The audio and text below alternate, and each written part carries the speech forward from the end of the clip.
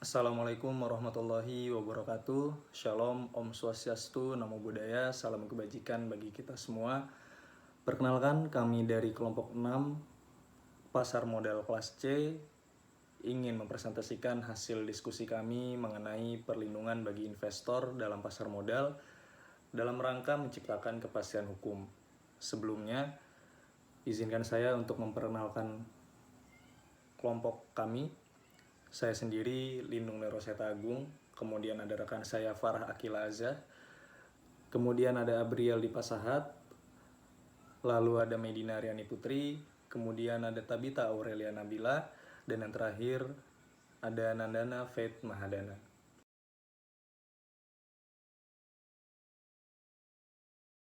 Baik, latar belakang dari perlindungan bagi investor dalam pasar modal dalam rangka menciptakan kepastian hukum itu sendiri tentunya tidak jauh dari perlindungan hukum. Perlindungan hukum merupakan salah satu unsur untuk memperbaiki aspek penegakan hukum di suatu negara. Pasar modal mempunyai peranan yang strategis dalam pembangunan perekonomian di Indonesia, yaitu sebagai salah satu sumber pembiayaan bagi dunia usaha dan wahana investasi bagi masyarakat. Untuk mendukung peran tersebut, maka dibutuhkan regulasi di bidang pasar modal yang efektif dan berintegritas sehingga dapat menunjang pertumbuhan pasar modal. Regulasi tersebut harus mampu melindungi setiap unsur yang terkait di dalam pasar modal, terutama pemodal. Pemodal akan membutuhkan perlindungan terhadap asetnya, dan perlindungan terhadap aset pemodal akan memberikan rasa aman dan meningkatkan kepercayaan pemodal untuk terus berinvestasi di pasar modal. Dalam berinvestasi di pasar modal, para investor lebih dominan memiliki ketergantungan dengan perusahaan efek, karena perusahaan efek merupakan pihak yang secara hukum memiliki kewenangan untuk menyimpan, mengontrol, mentransfer, dan menggunakan aset investor dalam rangka aktivitas transaksi untuk kepentingan investor. Yes, di sini saya akan menjelaskan apa itu International Organization of Securities Commission yang disingkat IOSCO, yaitu sebagai organisasi pasar modal dunia yang telah mengeluarkan IOSCO Objective and Principle of Securities Regulation yang merupakan kerangka umum pengaturan pasar modal. Prinsip tersebut bertujuan untuk melindungi para investor, menjamin terbentuknya pasar modal yang wajar, efisien, dan transparan, serta mengurangi risiko sistemik. Prinsip-prinsip tersebut berkaitan dengan lembaga pengawas, lembaga bursa efek, penegakan hukum, kerjasama di bidang pengaturan, emiten, dan perusahaan publik, skema investasi kolektif, lembaga intermediasi, dan pasar sekunder.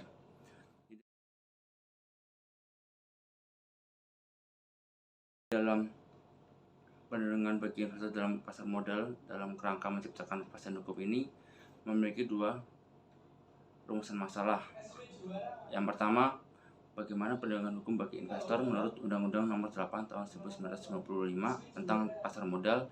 Yang kedua, bagaimana perlindungan hukum bagi investor menurut Undang-Undang Nomor 21 Tahun 2011 tentang Otoritas Jasa Keuangan.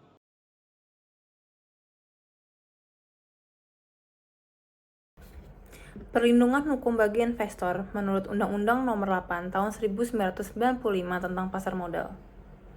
Dalam pasal 4 Undang-Undang Nomor 8 Tahun 1995 tentang pasar modal dinyatakan bahwa pembinaan, pengaturan, pengawasan sebagaimana yang dimaksud dalam pasal 3 dilaksanakan oleh Bapepam dengan tujuan mewujudkan terciptanya kegiatan pasar modal yang teratur, wajar, dan efisien, serta melindungi kepentingan pemodal dan masyarakat.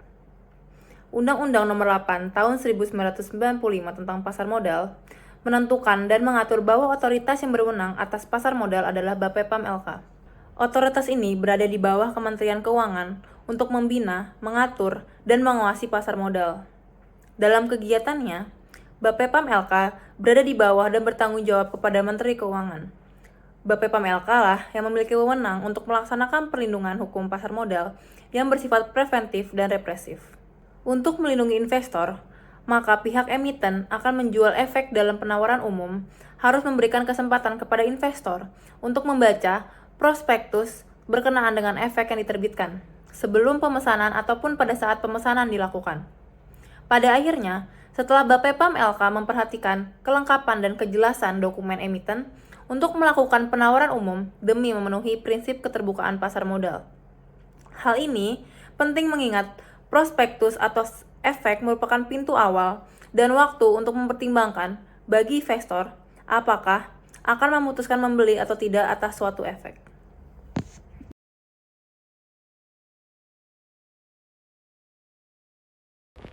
Saya akan menjelaskan terkait pembahasan kedua, yaitu perlindungan hukum bagi investor menurut Undang-Undang Nomor 21 Tahun 2011 tentang OJK. OJK memiliki salah satu tugas, yaitu menegakkan perlindungan konsumen jasa keuangan di Indonesia. Perlindungan konsumen dalam pasar modal selanjutnya akan disebut sebagai perlindungan investor pasar modal, karena konsumen dalam sektor pasar modal adalah pemodal atau investor. Maka dari itu, aspek perlindungan terhadap investor pasar modal menjadi kewenangan OJK.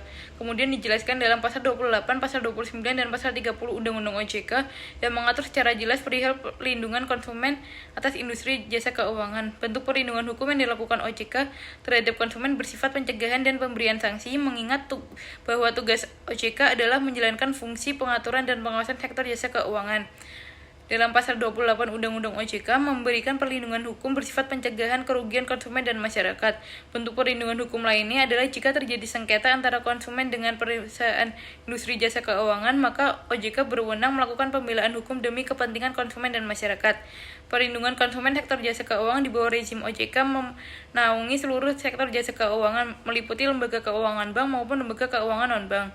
Penyatuan pengaturan perlindungan konsumen sektor jasa keuangan yang selama ini terpencar dimaksudkan untuk memperbaiki sistem serta menutup kekurangan-kekurangan substansial.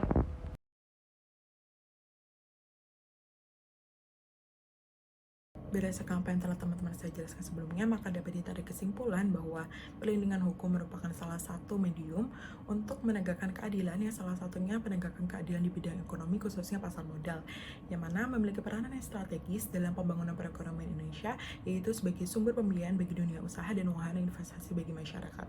Kemudian, untuk mendukung peranan tersebut, maka dibutuhkan adanya regulasi di bidang pasar modal yang efektif dan berintegrasi. Kemudian terdapat rezim Undang-Undang Nomor 8 Tahun 1995 tentang pasar modal yang mengatur bahwa otoritas yang berwenang atas pasar modal adalah BPPLKAM.